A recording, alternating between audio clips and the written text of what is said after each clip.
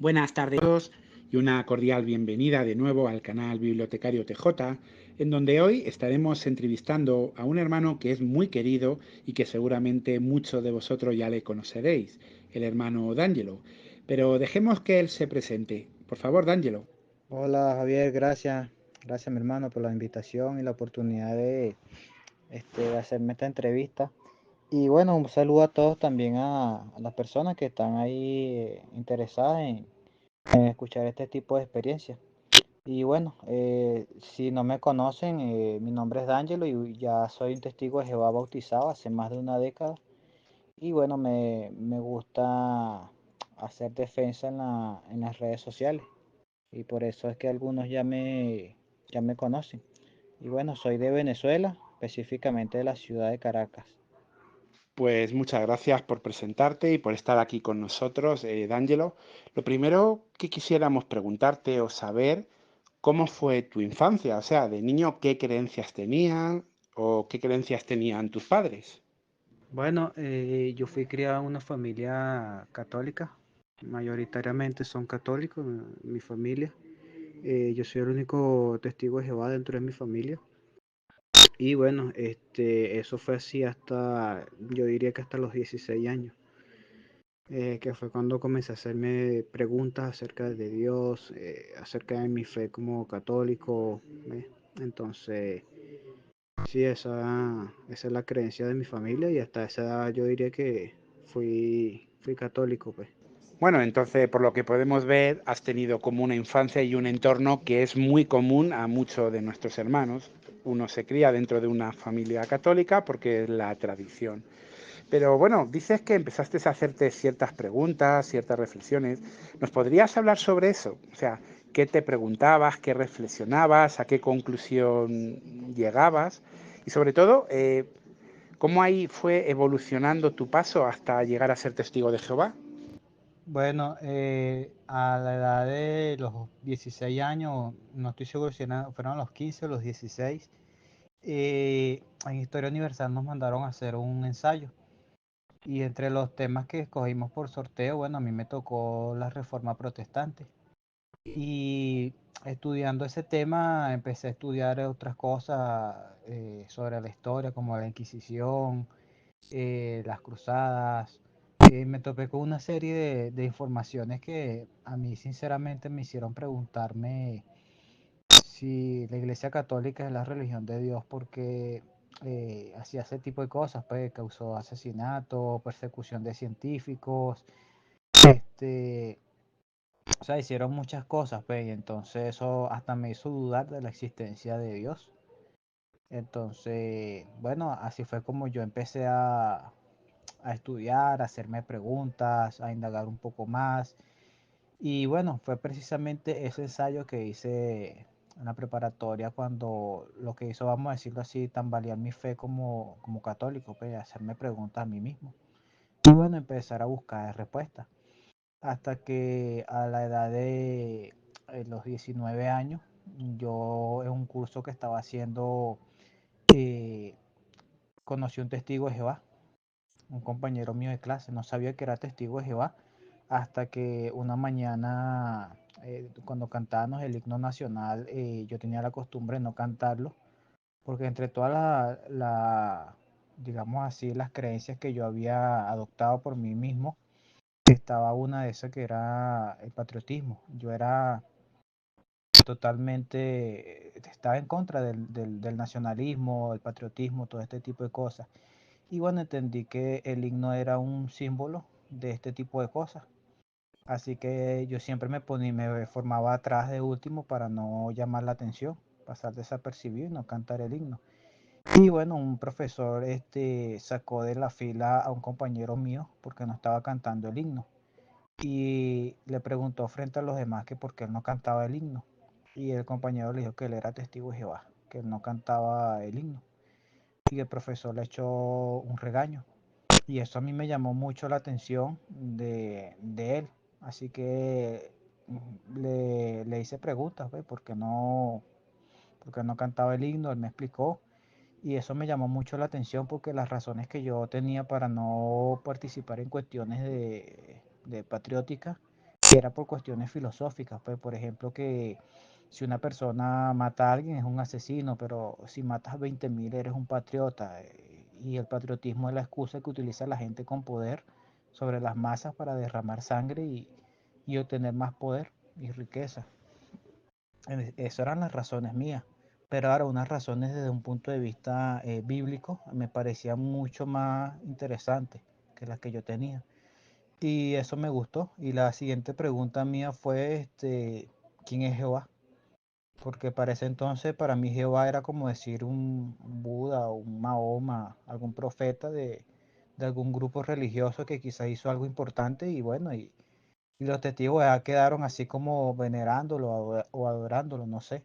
Esa era mi concepción sobre los testigos de Jehová. Y cuando él me dijo que Jehová es el Dios de los cielos, el creador, yo le dije, ¿de dónde sacas tú eso? Pero ¿por qué le dicen Jehová? Porque eso está en la Biblia.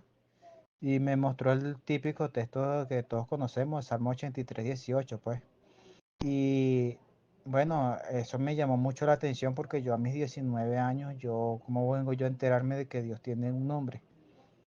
O sea, si yo hice la primera comunión, estudié catequesis y todo ese tipo de cosas y nunca me enseñaron el nombre de Dios, yo no lo sabía. Entonces, eso me llamó mucho la atención. Y cuando me di cuenta que los testigos de Jehová tampoco creían en la inmortalidad del alma, eso fue como que el gancho que terminó de jalarme hacia la organización, pues porque yo tampoco creía en la existencia de que hay vida después de la muerte. Yo había entendido que la muerte es todo lo contrario a la vida y que eso que enseñan las religiones de que hay vida después de la muerte, bueno, para mí era algo ilógico, irrazonable. Una de las cosas que también hizo plantearme de si en verdad existía Dios, ¿verdad? Entonces ya yo de por sí, antes de conocer a este hermano, ya yo estaba prácticamente practicando alguna especie de agnosticismo, hasta que conocí las creencias de los testigos de Jehová. Entonces esto me llamó mucho la atención, que los testigos de Jehová no creyeran en la inmortalidad del alma. Yo dije, wow, esta religión en verdad me llama mucho la atención, pues. Y bueno, así fue como con este compañero empecé a estudiar la Biblia. Pues fíjate qué interesante lo que nos estás contando, porque son muchas, pero muchas las personas que cuando estudian las religiones y su historia, las guerras que ha habido entre católicos y protestantes, las cruzadas, cuando estudian la Inquisición, empiezan a plantearse de que la Iglesia Católica no puede ser la Iglesia verdadera. En realidad tiene un historial más de una organización criminal asesina que de un grupo religioso. Y bueno, ya si hablamos de las matanzas que hicieron en el continente americano cuando llegaron, vamos, eso es innombrable.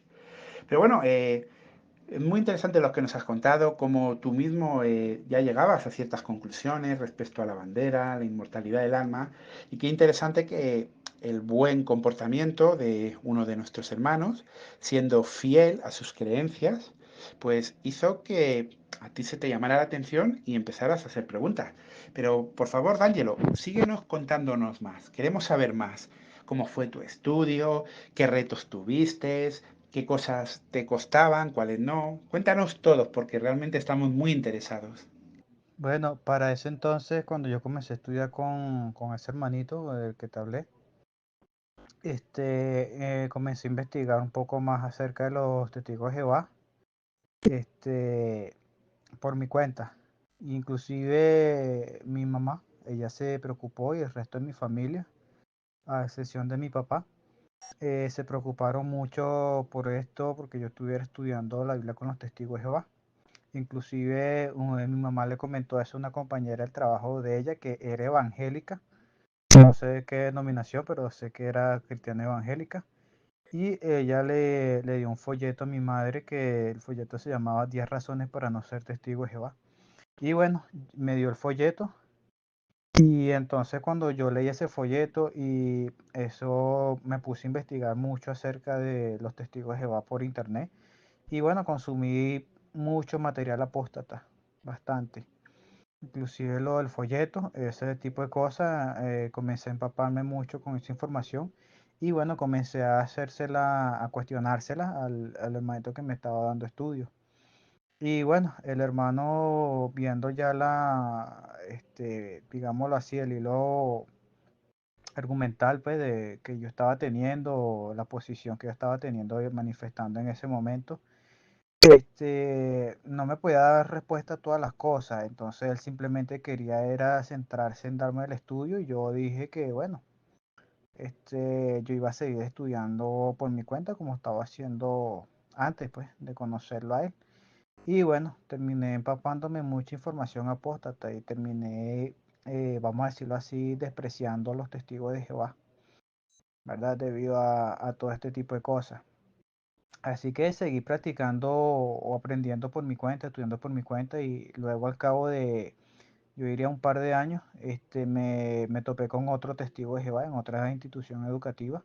Estaba yo haciendo otro curso y bueno, yo comencé a sabotear a este testigo de Jehová cuando lo vi predicando. Y entonces el testigo de Jehová me invitó a que tuviéramos un debate después de clase. Y entonces yo acepté.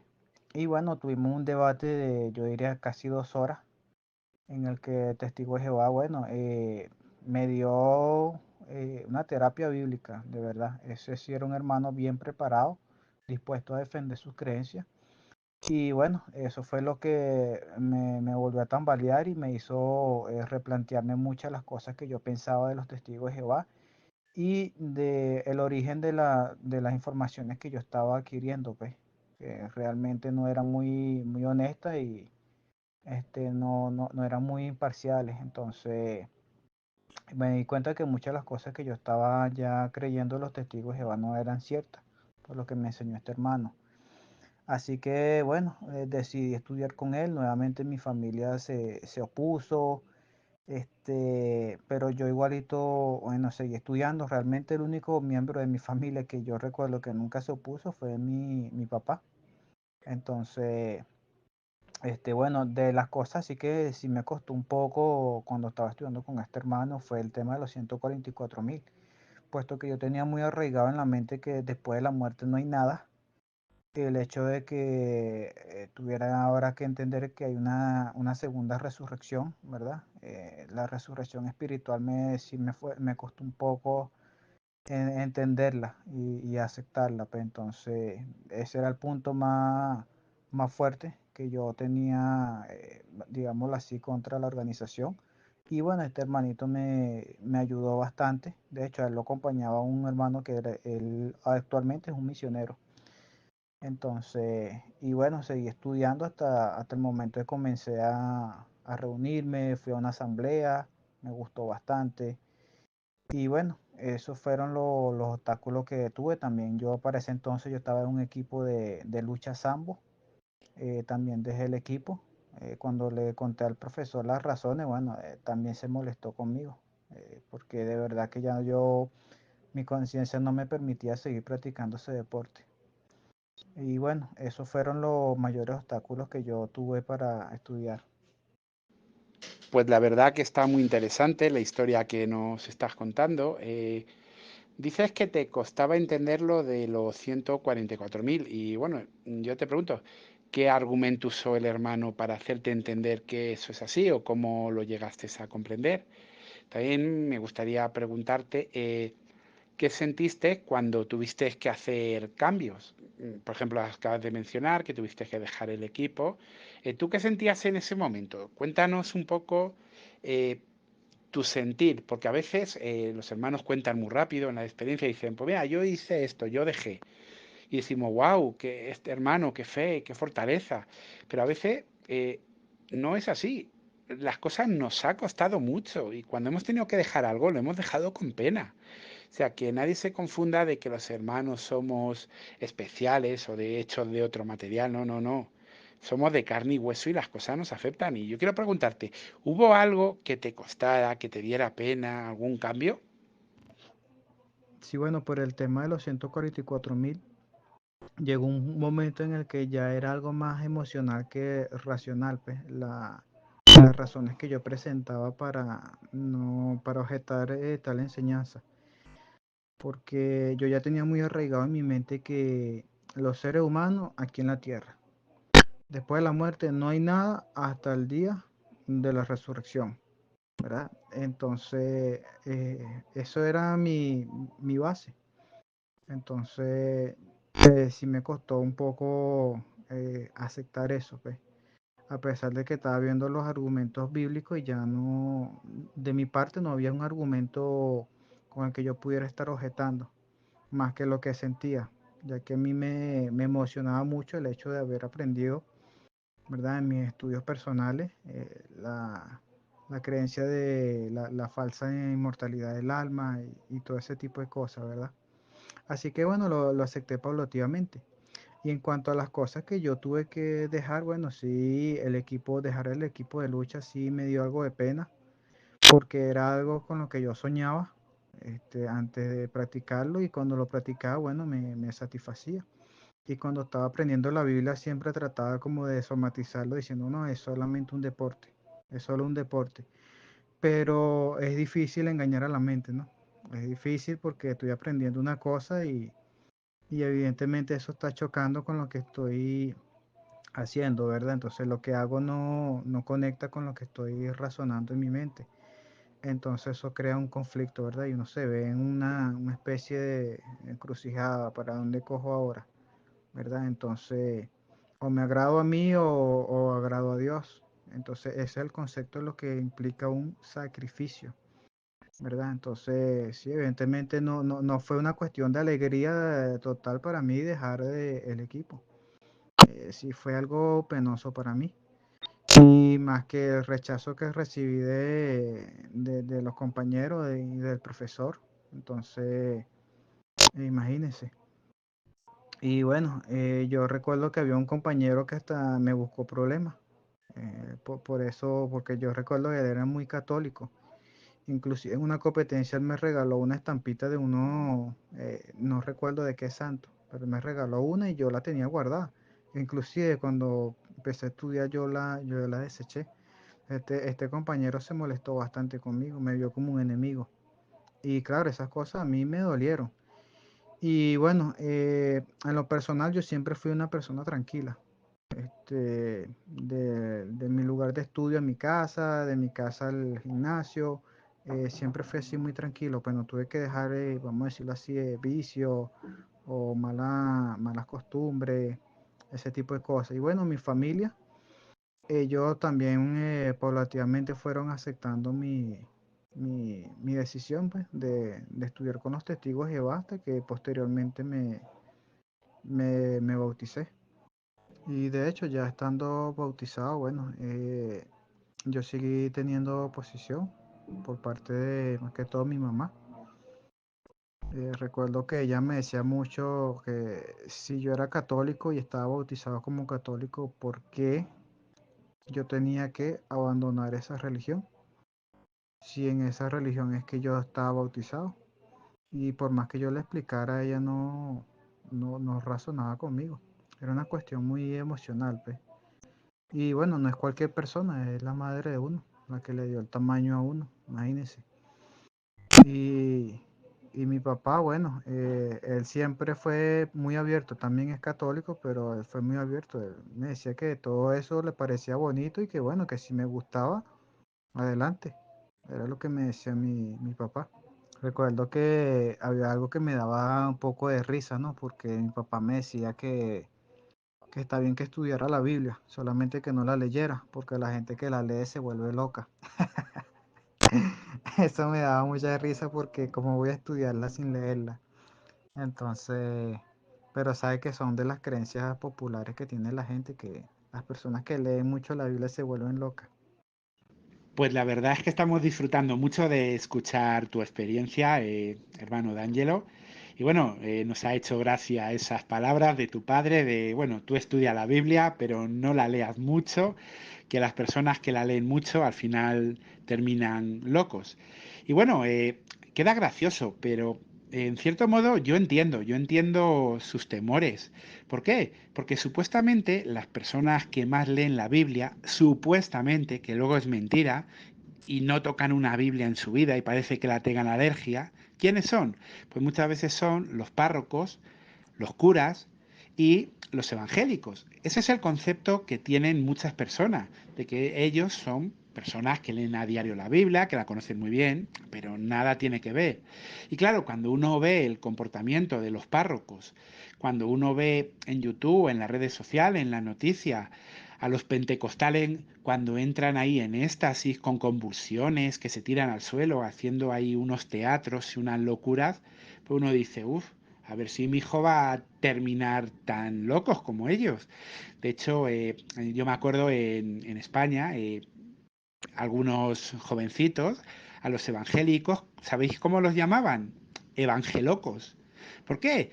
Porque no se les ocurría otra cosa que a las 7 de la mañana, a las 8 de la mañana, ponerse con megáfonos a gritar, porque Cristo te ama, el Señor te ama. Pero unos gritos de locos, despertando a todo el mundo, o sea, unas cosas que no tienen sentido.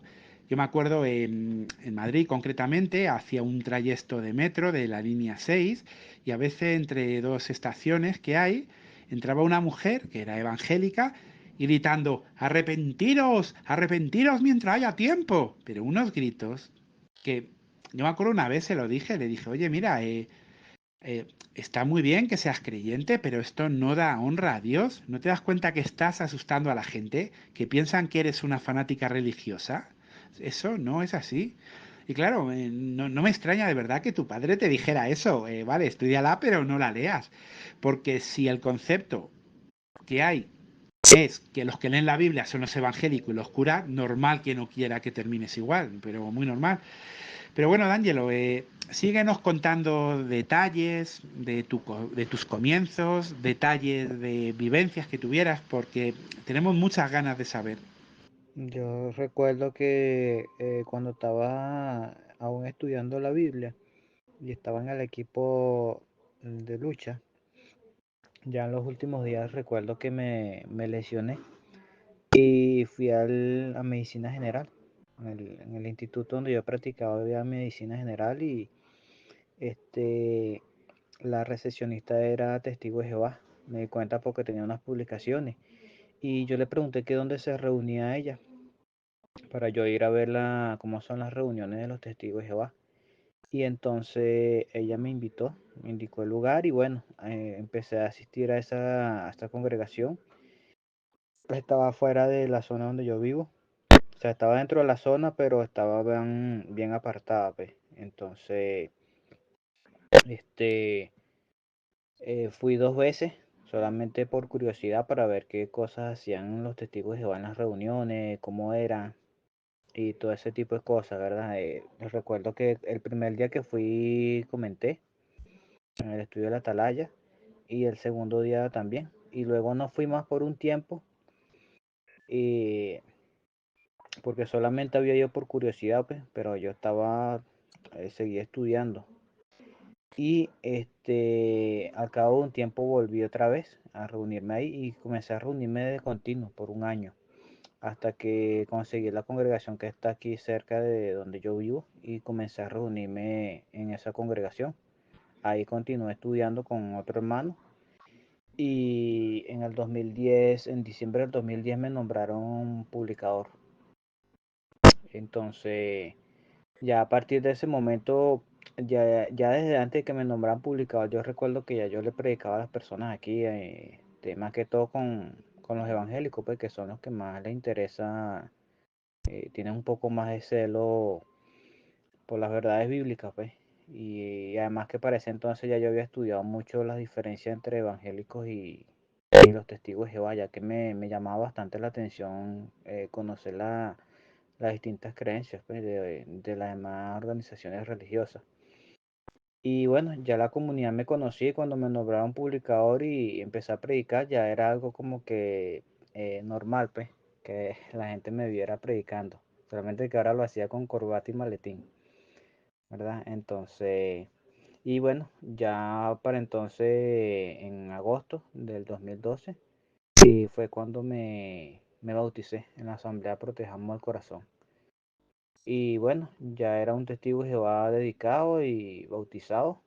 Entonces, recuerdo que ya al cabo de 2016, creo que fue, me puse a recordar todas las cosas pues, que yo hice antes de ser testigo de Jehová, las cosas que yo creía.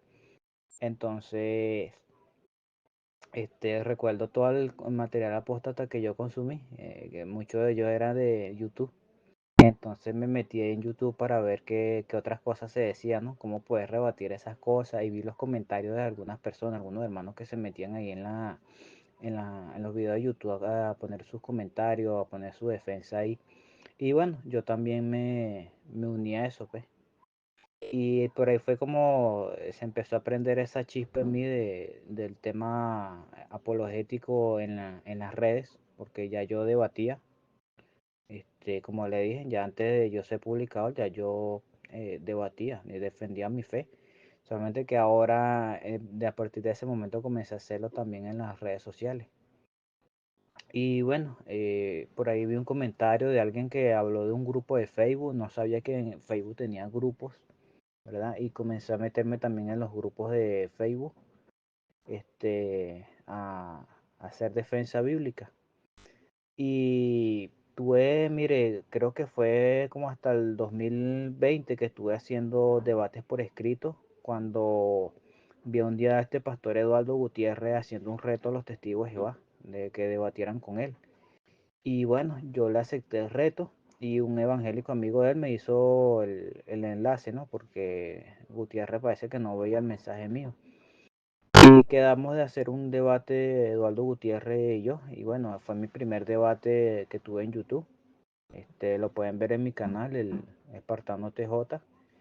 Y bueno, ahí fue cuando ya yo comencé a hacer defensa, no solamente por escrito, sino ahora también por YouTube, ¿verdad? Donde ahí conocí a muchos hermanos como Franklin, este, el hermano Alex Cruz, al hermano Restrepo, a Samuel, al hermano Daniel.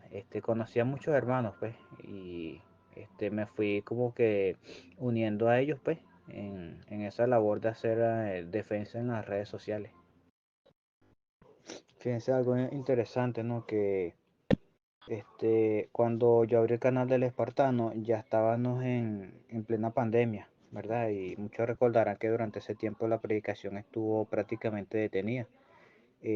A mí me ayudó bastante el uso de las redes porque seguí predicando por ahí, ¿verdad? Al igual que otros hermanos.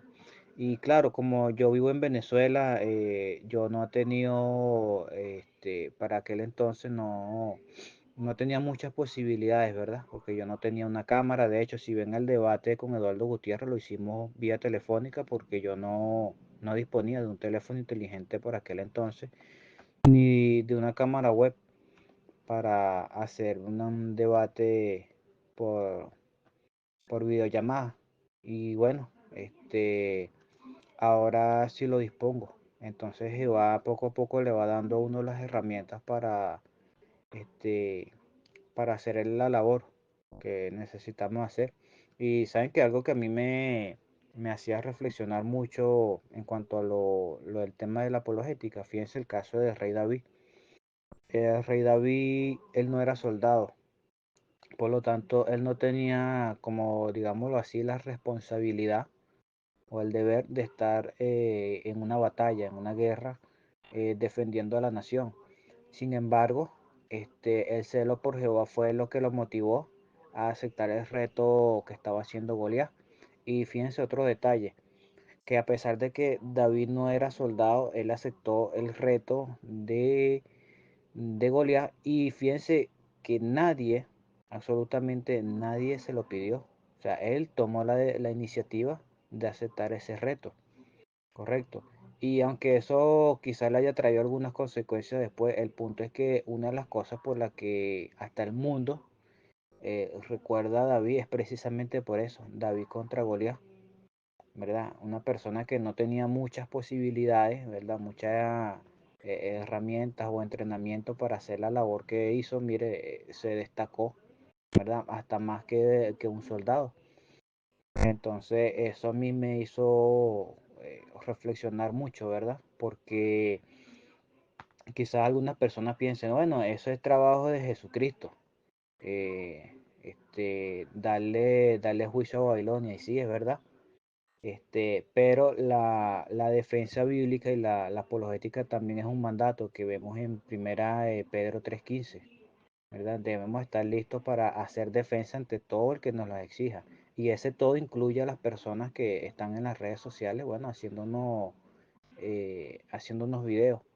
Entonces, si yo tengo el conocimiento, tengo el deseo, bueno, que me impide a mí yo hacerle defensa a estas personas, ¿verdad? Entonces, el caso de Rey David fue el que más me sonó en la mente a la hora de yo hacer esta labor que hago en las redes sociales.